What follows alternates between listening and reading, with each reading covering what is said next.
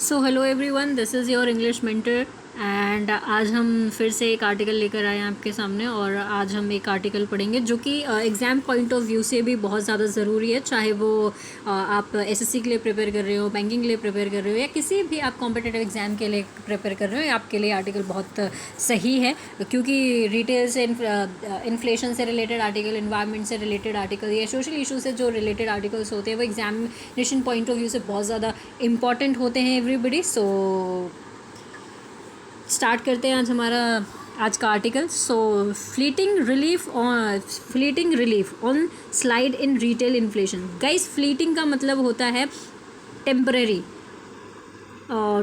Fleeting का मतलब होता है टेम्परेरी। जो कोई चीज़ ऐसी होती है, फ्लीटिंग का मतलब temporary, momentary, transient.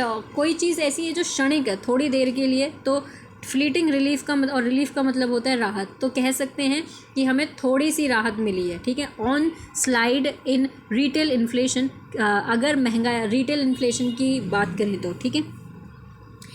For the first time in 5 months, India's retail inflation slid below the 5% mark in March to 4.85%, while it constituted only a marginal easing from the 5.1% recorded in February. This was the lowest pace of price rise recorded since May 2023.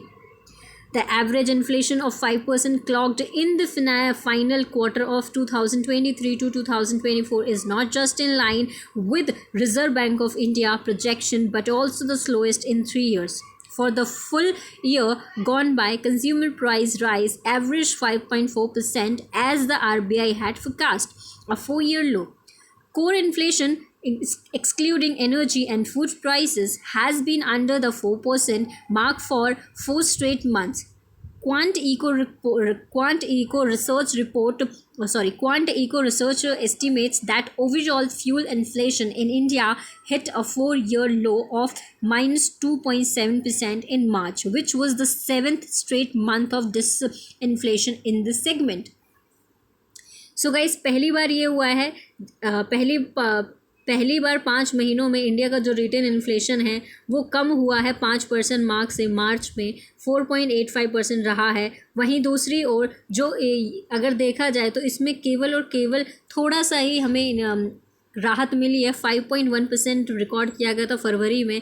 ये जो है lowest base price था जो record किया गया था मई 2023 के बाद से। एवरेज इन्फ्लेशन जो है 5% रही है फाइनल क्वार्टर में 2023-24 में, जो ना केवल रिजर्व बैंक ऑफ इंडिया के प्रोजेक्शन के अकॉर्डिंग रहा है बल्कि स्लोएस्ट भी रहा है 3 सालों में। पूरा साल जो है चला गया है। कंज्यूमर प्राइस राइज जो कंज्यूमर प्राइस हुआ है वो बढ़कर एवरेज औसतन जो है 5.4% रहा है, जैसा कि आरबीआई ने फोरकास्ट किया था। 4 साल के लो पर रहा है। कोर इन्फ्लेशन है जिसमें कि अगर एनर्जी और फूड प्राइसेस को एक्सक्लूड कर दिया जाए तो वो 4% के मार्क पर ही रहा है 4 महीने लगातार।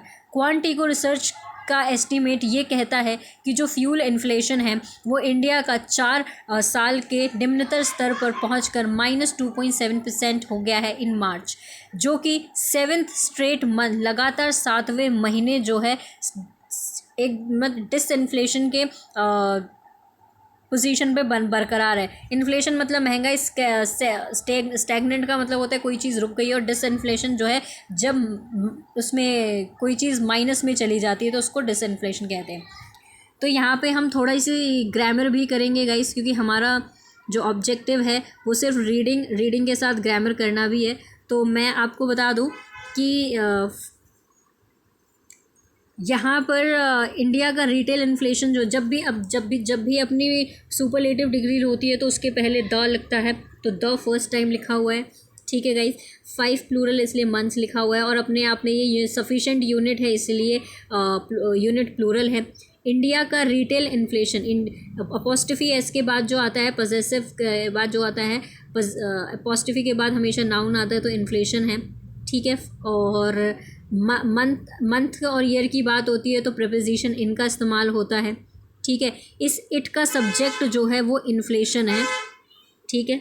और ईजिंग यहाँ पे जो है मार्जिनल ईजिंग जो है यहाँ पे जेरेंड का काम कर रहा है। मार्जिनल यहाँ पे एडजेक्टिव, आर्टिकल जो होता है हमेशा नाउन के बारे में बताता है, तो ये आर्टिकल है और इस आर्टिकल का जो नाउन है वो ईजिंग है, और ईजिंग जो है यहाँ पे जेरेंड का काम कर रहा है गाइस।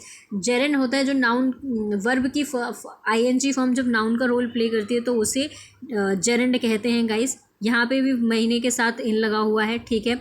ये लोएस्ट पेस प्राइस है गाइस। एक वर्ड होता है राइस, एक वर्ड होता है राइस, एक वर्ड होता है रेस, और एक वर्ड होता है अराइज, ठीक है। तो राइज यहाँ पे क्या है, राइज का मतलब हो गया कि वो बढ़ गया है। यहाँ पे एक ऑथर की गलती है गाइस, क्योंकि जब भी सिंस और फॉर टाइम को बता रहा होता है, यहाँ पे सिंस में लिखा हुआ है, तो जब भी सिंस और फॉर टाइम को बता रहा होता है तो यहाँ पे जो है ऑथर ने गलती ये की है कि सिंस और फॉर जब टाइम को बता रहा होता है तो परफेक्ट टेंस या परफेक्ट कंटिन्यूअस टेंस का इस्तेमाल किया जाता है। तो यहाँ पे जो लिखा हुआ है ना, इसने वॉज द स्लोएस्ट बोलना लिखे, हैज़ बीन द स्लोएस्ट आना चाहिए। यहाँ वॉज की जगह हैज़ बीन द स्लोएस्ट आना चाहिए, ये गलत है, ठीक है। Not just in line, line with का मतलब होता है कि according to something, according to something. तो रिजर्व बैंक ऑफ इंडिया ने जैसे बताया था बिल्कुल वैसे ही उनकी प्रोजेक्शंस के हिसाब से आएगा। इस प्रोजेक्शन का मतलब होता है ऑगर करना, पोर्टेंड करना, किसी चीज़ को एंटिसिपेट करना गाइस, ठीक है। और जब भी यहाँ पे स्लोएस्ट सुपरलेटिव डिग्री इसलिए द लिखा हुआ है 3 years, ठीक है। फिर उसके बाद for the full year gone. एक बात और गाइस, वर्ब की थर्ड फॉर्म ना कभी भी जो है अकेले नहीं आती है। तो इसने जैसे लिखा है ना कि for the full year gone, has gone आना चाहिए था। फुल ईयर है ना तो हैज़ गॉन आना चाहिए था, यहाँ पे भी गलती है। और जब गाइज आप ऑथर की गलती जैसे मैं पकड़ने लग गई हूँ, ऐसे पहले मैं भी नहीं पकड़ पाती थी, जब आप मेरी तरह ऑथर की गलतियाँ भी पकड़ने लगेंगे ना इंग्लिश ग्रामर में, तो समझ लेना आपकी रीडिंग स्किल जो है वो ठीक होने लग गई है, ठीक है गाइज। और उसके बाद हैड फोरकास्ट, जैसा कि आरबीआई ने फोरकास्ट किया था guys. Hit hit hit, put put put, cut cut cut, cast cast cast, इन सब की जो फर्स्ट फॉर्म, सेकंड फॉर्म और थर्ड फॉर्म होती है वो हमेशा सेम होती है। तो had forecast, has have had के साथ वर्ब की थर्ड फॉर्म होती है, तो हैड फोरकास्ट यहाँ पे ये बिल्कुल सही लिखा हुआ है, इसमें कोई गलती नहीं है। इस हैज़ का सब्जेक्ट जो है वो इन्फ्लेशन है, कोर इन्फ्लेशन, ये रहा हैज़। इस हैज़ का सब्जेक्ट जो है ये इन्फ्लेशन है, ठीक है। वो रहा है 4% रहा है लगातार चौथे महीने में, ठीक है। यहाँ पे एस्टीमेट्स का सब्जेक्ट, जब भी गाइज एक बात हमेशा याद रखना, सब्जेक्ट जब सिंगुलर होता है तो वर्ब के साथ एस और ईएस आता है। तो क्वांट इको रिसर्च, जो रिसर्च है वो सिंगुलर, इसलिए वर्ब के साथ एस और ईएस लगा हुआ है, ठीक है, जो कि ओवरऑल फ्यूल इन्फ्लेशन को दिखाता है। यहाँ पे देखिए एक हिट लिखा हुआ है, ठीक है, ये बिल्कुल सही लिखा हुआ है। विच वॉज द 7th, ये जो क्या इस वॉज का जो सब्जेक्ट है वो हिट है, India hit which was the 7th, इस वॉज का सब्जेक्ट ये हिट है, सॉरी माई मिस्टेक। इस वॉज का सब्जेक्ट जो है ना ओवरऑल फ्यूल इन्फ्लेशन है, ठीक है। स्टेट्स लगातार 7वें month. So let us move ahead guys, so let us move ahead. I hope you guys have understand.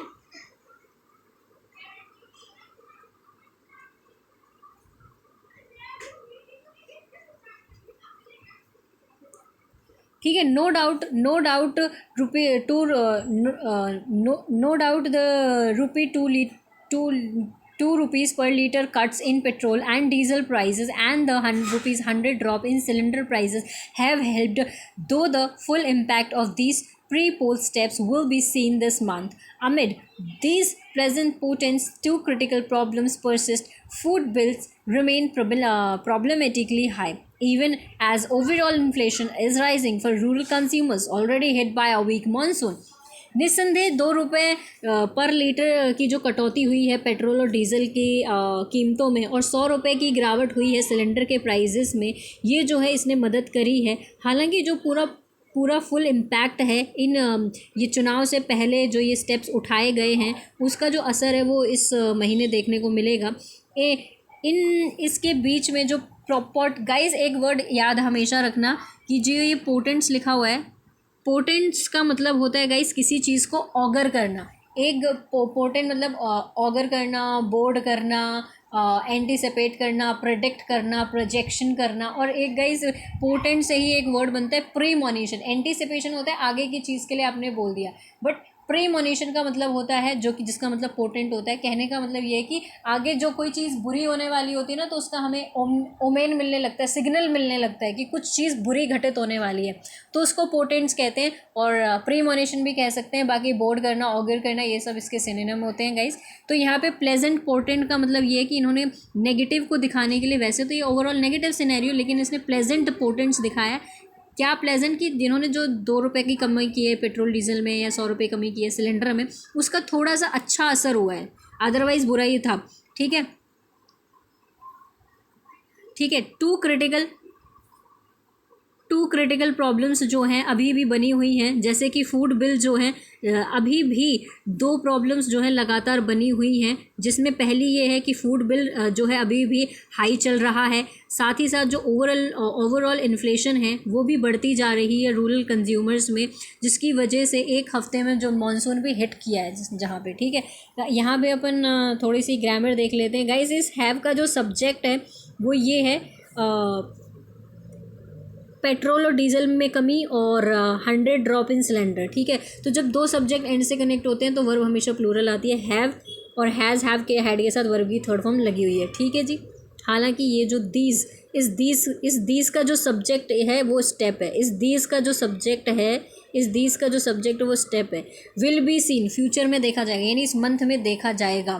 ठीक है, प्लेजेंट पोर्टेंट्स। ठीक है, दीज का सब्जेक्ट ये पोर्टेंट्स है, लगातार परसिस्ट, लगातार बनी हुई है।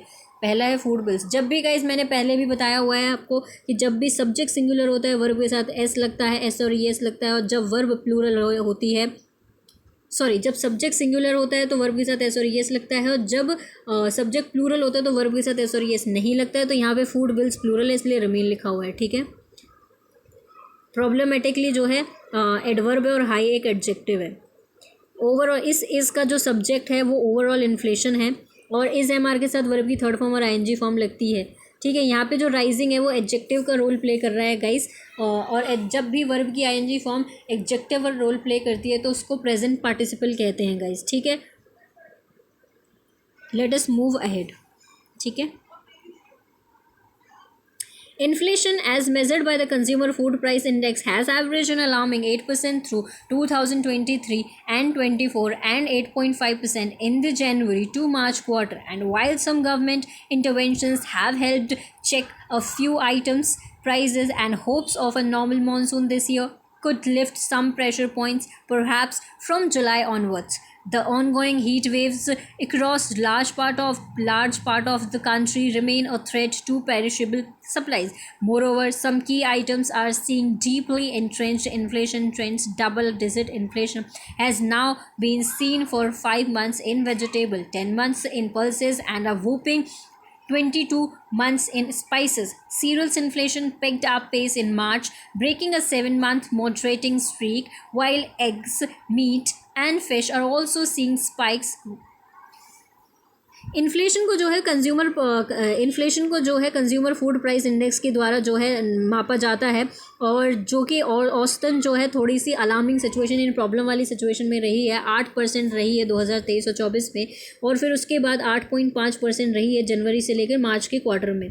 वहीं दूसरी ओर कुछ सरकारें जो है इंटरवेंशंस कर रही हैं, और कुछ आइटम्स के जो प्राइजेज़ हैं, कुछ चीज़ों के जो प्राइजेज़ हैं वो चेक कर रही है। चेक का मतलब यहाँ पे गाइस कंट्रोल से होता है, और फिर उम्मीद भी कर रही है कि नॉर्मल मानसून आए इस साल, ताकि जो भी प्रेशर पड़ रहा है उस पॉइंट्स के ऊपर, यानी इन्फ्लेशन जो बढ़ता जा रहा है उस पर थोड़ी सी कमी आए। शायद जुलाई से जो चल रही हीट वेव्स हैं, जुलाई से जो चल रही गर्म हवाएं हैं, जो हीट वेव्स हैं, देश के बहुत सारे हिस्सों में जो है खतरा बना हुआ है पेरिशेबल गुड्स के ऊपर, पेरिशेबल सप्लाईज़ के ऊपर। पेरिशेबल गाइस वो चीज़ें होती हैं जो जल्दी से नष्ट हो जाती हैं, जिससे खाने पीने की चीज़ें पेरिशेबल होती हैं। साथ ही साथ कुछ की आइटम्स भी हैं जो देखने वाली बात होगी कि जो इन्फ्लेशन में ऑलरेडी स्टिक होके बैठे हैं। ठीक है, डबल डिजिट इन्फ्लेशन जो है अभी भी पिछले 5 महीने से वेजिटेबल्स में देखने को मिल रही है, 10 महीने से दालों में देखने को मिल रही है, और बड़े पैमाने पर ह्यूज 22 महीनों से स्पाइसेस में बढ़ोतरी देखने को मिल रही है। जो अनाज की इन्फ्लेशन है वो मार्च में बहुत ऊपर तक चले गई, और 7 मंथ 7 मंथ से ये एक ही तरीके से चले जा रही है। अंडों चाहे वो एग्स हैं, मीट है, या फिर इन सभी में जो है सिर्फ और सिर्फ बढ़ोतरी देखने को मिली है गाइज़। ठीक है, अब यहाँ पे अपन थोड़ा सा सब्जेक्ट, ग्रामर और वर्ब देख लेते हैं गाइज़। इन्फ्लेशन है, इन्फ्लेशन, ये इस हैज़ का सब्जेक्ट जो है वो इन्फ्लेशन है। ठीक है, जब भी वॉवल साउंड होता है गाइस तो हमेशा एन लगता है और कॉन्सोनेंट साउंड में आर्टिकल ए लगता है। कंज्यूमर फूड प्राइस इंडेक्स एक तरीके का पूरा एक एंटिटी है, तो इसलिए द लगा हुआ है। ठीक है, मंथ के साथ 2 quarter.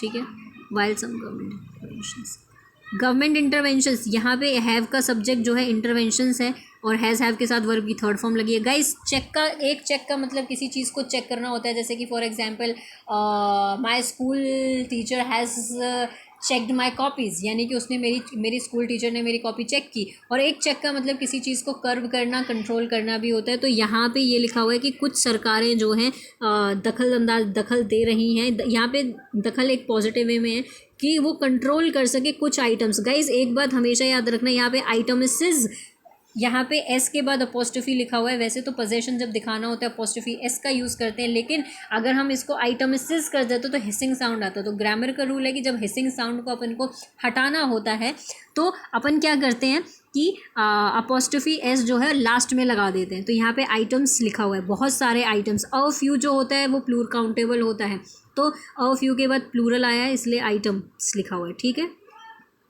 Prices and hopes of a normal monsoon इस साल। ठीक है, मॉडल वर्ब, ये देखिए मॉडल वर्ब के साथ, modal verb do does did के साथ हमेशा वर्ब की फर्स्ट फॉर्म आती है और कुछ हद तक जो है प्रेशर होगा। परहैप्स का मतलब जो होता है शायद गाइज। ठीक है, चल रही heat waves large parts of country. Guys ये जो लार्ज पार्ट्स है, इज़ द लार्ज पार्ट जो है सब्जेक्ट है, ये इस रिमेन का सब्जेक्ट कौन है? लार्ज पार्ट्स प्लूरल है, इसलिए वर्ब के साथ एस और यस नहीं लगा हुआ है। ठीक है, ये भी अभी खतरा हुआ है। पेरिशेबल का मतलब होता है ऐसी कोई चीज़ जो बहुत जल्दी ख़त्म हो जाती है। ठीक है गाइस, ये बात हमेशा याद रखना। एक चीज़ और ग्रामर का रूल है, जो भी हमारी सेंसेस होती हैं उनके वो अपनी आईएनजी फॉर्म में नहीं आती हैं गाइस। यहाँ पे ऑथर ने थोड़ी सी गड़बड़ ज़रूर की है, लेकिन यहाँ पे वो वर्ब, वो जो हमारे सेंसेस होते हैं वो आईएनजी फॉर्म में नहीं आते, वो नाउन का रोल प्ले नहीं कर सकते, लेकिन एडजेक्टिव का रोल प्ले कर रहे हैं। तो ये आर के साथ सीइंग यहाँ पे वैसे सही है, अदरवाइज आईएनजी फॉर्म नहीं लगती है। चाहे वो सी है, चाहे वो फील है, चाहे वो टच है, चाहे वो हियर है, तो इनके साथ आईएनजी फॉर्म नहीं लगती है अगर ये नाउन का रोल प्ले करते हैं, लेकिन एडजेक्टिव के तौर पे कर सकती हैं। तो यहाँ पे देख सकते हैं अपन, डीपली एडवर्ब है, यहाँ पे सीइंग यहाँ पे एडजेक्टिव का तौर पे काम कर रही है। एंट्रेंच का मतलब होता है गाइस कोई चीज़ जो है अपने दिमाग में बैठी हुई है ऑलरेडी, एकदम से कोई ऐसी चीज़, कोई बिलीफ, कोई चीज़ जो है अपने दिमाग में बैठी हुई है। डबल डिजिट इन्फ्लेशन जो है अभी भी चल रहा है, तो has now been seen for 5 months. यहाँ पे हैज़ का सब्जेक्ट ऑफकोर्स इन्फ्लेशन है। ये हैज़ बीन जो सीन जो है वो पैसिव वॉइस का सेंटेंस है, 5 मंथ्स। ठीक है, और यहाँ पे और कोई ग्रामर देखने को मिल रही है नहीं गाइस, दैट्स इट इन। ठीक है, late us move ahead. While the RBI expects inflation to cool to 4.5% this year, it is projected at 4.9% for the first quarter, a durable descent to its 4% target that has now been elusive for 54 months. Remains tricky. For urban consumers, inflation eased tantalizingly close to the target in March at 4.14%, but it rose in rural India to 5.45% from 5.34% in January and February. While a prolonged phase of high prices is already hurting consumption, the resurgence in crude oil prices to a 7-month high of $90 a barrel this month, faltering hopes of interest rate cuts in the United States and the European Union and strife-fueled shipping cost spikes pose fresh worries on the inflation front in the months to come. वहीं दूसरी ओर RBI जो है expect कर रही है कि जो महंगाई है वो 4.5% रहेगी इस साल। ये इन्होंने प्रोजेक्ट किया है कि 4.9% थी फर्स्ट क्वार्टर में। ये जो लगातार गिरावट देखने को मिल रही है, जो 4.4% का टारगेट आरबीआई लेके चलती है, वो अभी भी उस तक हम नहीं पहुंच पा रहे हैं 54 मंथ से। अभी भी ये ट्रिकी बनी हुई है। अर्बन कंज्यूमर्स इन्फ्लेशन जो है वो जो है हम उसके पास तो पहुंचते हैं क्लोज। अर्बन इन्फ्लेशन है, हम उसका टारगेट पूरा करने के क्लोज तो पहुंचते हैं, बट पूरा नहीं कर पा रहे हैं। मार्च में 4.14% रहा था, लेकिन रूरल में ये बढ़कर 5.45% हो गया, 5.34 से बढ़कर जनवरी और फरवरी में। वहीं दूसरी ओर लंबे समय से ये जो बढ़ते हुए प्राइजेस हैं, वो कंजप्शन को, लोग खर्च नहीं कर पा रहे हैं उस चीज़ को। हर्टिंग कंजप्शन का मतलब है कि जो ये बढ़ती हुई कीमतों की वजह से लोग खर्चा नहीं कर पा रहे हैं। Sorry everybody. जो ये क्रूड ऑयल प्राइसेस के जो दाम बढ़ते जा रहे हैं लगातार, ये 7 मंथ की उच्चतम स्तर पर पहुँच कर 90 रुपये प्रति बैरल हो गया इस महीने। उम्मीदें जो हैं थोड़ी सी हमारी डगमगा रही हैं। इंटरेस्ट रेट्स जो हैं यूएस ने और यूरोपियन यूनियन ने कम कर दिए हैं, और जो फ्यूल शिपिंग कॉस्ट है वो बढ़ा दी है, जिसकी वजह से नए खतरे, नई चिंताएं जो हैं इन्फ्लेशन के ऊपर आ गई हैं कि आगे आने वाले महीने में क्या होगा। ठीक है guys, so let us move on grammar section. Guys, मैंने हमेशा बताया कि जो भी ऑर्गेनाइजेशन होती है, एंटिटी होती है, उसके साथ आर्टिकल द लगता है। तो आरबीआई यहाँ पे सिंगुलर है, इसलिए वर्ब के साथ एस और यस लगा हुआ है। Inflation it is projected at for the first time. Descent का मतलब होता है कोई चीज़, एसेंट का मतलब एक होता है असेंट गाइज, ऐसे ASSENT असेंट। इसका मतलब होता है कि कोई चीज़ जो है सहमति है। एक होता है ascent, ACENT ascent, ASCENT ascent, sorry. उसका मतलब होता है कि कोई चीज़ जो है ऊपर जा रही है, और उसका जो एंटेनिम होता है वो डिसेंट होता है, DES वाला डिसेंट। ठीक है। इट्स का जो सब्जेक्ट है ना, वो आरबीआई है। ये गाइज, ये इट्स जो है यहाँ पे पजेसिव एडजेक्टिव है। एक इट्स होता है जिसका मतलब पजेसिव एडजेक्टिव होता है, जिसका होता है उसका या उसकी, आपका या आपकी, है ना, इस तरीके से। और एक होता है इट्स, जिसमें बीच में कॉमा, बीच में ऊपर अपॉस्ट्रोफी, एक ऊपर का अपॉस्ट्रोफी आता है। इसका मतलब होता है इट इज़, इट वॉज और इट हैज़। ठीक है। और हैज़ नाउ बीन एल्यूसिव, यानी कि इसका जो, इस हैज़ का जो सब्जेक्ट है वो टारगेट है। 4% का जो टारगेट, 4% टारगेट जो है अभी भी 54 महीनों से, जो है 54 मंथ से, उसको अपन कर नहीं पाए हैं, उस तक नहीं पहुंच पाए हैं। ये भी अभी भी, यानी कि 4% टारगेट जो है ये भी अभी ट्रिकी बना हुआ है। यानी कि हैज़ का जो सब्जेक्ट है वो 4% टारगेट है, सॉरी, ये जो ड्यूरेबल डेसेंट है इसका सब्जेक्ट हैज़ है, और ये 4% का जो टारगेट है ये अभी भी ट्रिकी बना हुआ है, रिमेन्स ट्रिकी। 4% टारगेट सिंगुलर है, इसलिए वर्ब के साथ एस और एस लगा हुआ है। डिसेंट यहाँ पे सिंगुलर है, डिसेंट यहाँ पे सिंगुलर, इसलिए हैज़ लगा हुआ है। हैज़ नाउ बीन जो है ये एक पैसिव वॉइस का सेंटेंस है। ठीक है गाइस। और टेंटलाइजिंग का मतलब होता है गाइस कि कोई चीज़ हमें चाहिए बट हम उस तक पहुँच नहीं पा रहे हैं। राइट, हम उसके पास पहुंच के भी ना पीछे हो जाते हैं। जैसे कई बार हम सिलेक्शन से, कई बार मेरे साथ हुआ है कि मैं 1 मार्क से भी रुकी हूँ, और कभी वो 1.25 मार्क से भी मेरा सिलेक्शन रुका है। तो टेंटलाइजिंगली का मतलब होता है कि आप कोई चाहत थी आपकी, कोई विश थी, आप उसके पास तक पहुँचे, लेकिन फिर वो चीज़ आपको मिली, आप वहाँ तक पहुँच के भी नहीं पहुँच पाए, उसको बोलते हैं टेंटलाइजिंगली। ठीक है गाइज। ये रोज़ वो गुलाब वाला रोज़ नहीं है। रोज़ की राइज, रोज़ एंड रिजन, मैंने स्टार्टिंग में ही बताया था। एक राइज होता है, एक राइज होता है और एक रेज्ड होता है। रेज का मतलब होता है किसी चीज़ को उठाना, तो रेज, रेज्ड और रेज्ड, ये वर्ब की तीनों फॉर्म है। एक होता है राइज, जिसका मतलब होता है उठना, राइज, रोज़, रिजन। ठीक है। तो ये वही वाला रोज़ है। रोज़ का मतलब है यहाँ पे उठा है। ये रूरल इंडिया में जो है ये बढ़ गई है 5.45% से। ठीक है, जनवरी में। ये जो इन है ये जनवरी और फरवरी दोनों के लिए लगा हुआ है। प्रोलॉन्ग्ड का मतलब होता है गाइस जो बहुत लंबे समय से चलता आ रहा है। ठीक है, उसको बोलते हैं लंबे समय से, उसको बोलते हैं प्रोलॉन्ग्ड। लिंगरिंग भी कह सकते हैं, कोई चीज़ लंबे समय से चल रही है। ठीक है। रीसर्जेंस का मतलब होता है कोई चीज़ बढ़ रही है। इस रीसर्जेंस का मतलब होता है कोई चीज़ बढ़ रही है। ठीक है। फॉल्टरिंग का मतलब होता है गाइस वॉबल करना, फंबल करना, कोई चीज़ ऐसी है जो लड़खड़ा रही है। ठीक है। मैंने हमेशा कंट्री के साथ, यूजुअली कंट्री के नाम के साथ कभी भी आर्टिकल द नहीं लगता है, लेकिन यहाँ पे एक एक्सेप्शन होती है कि जो भी एब्रीवेटेड फॉर्म्स होती हैं उनके साथ हमेशा आर्टिकल द लगता है। तो द US और the European country, the European union है। वैसे कुछ एक्सेप्शनल केस भी गाइज होते हैं जिसमें कि जैसे द मालदीव, द फिलीपींस होता है, इनके साथ आर्टिकल द लगता है, ठीक है। स्पाइक का मतलब भी उछाल ही होता है, स्पाइक का मतलब भी होता है एक तरीके से किसी चीज़ में बढ़ोतरी होना। पोज का मतलब होता है कि एक पोज का मतलब होता है कि वो stance, what is your stance, what is your view point, what is your perception in it. So इस एक पोज का मतलब ये भी होता है, और एक पोज का मतलब होता है कि किसी चीज़ मतलब इसमें इस पोज का यहाँ पे मतलब है कि एक चिंताएं खड़ी करता है। पोज का मतलब है कि चिंताएं खड़ी करता है सामने, ठीक है।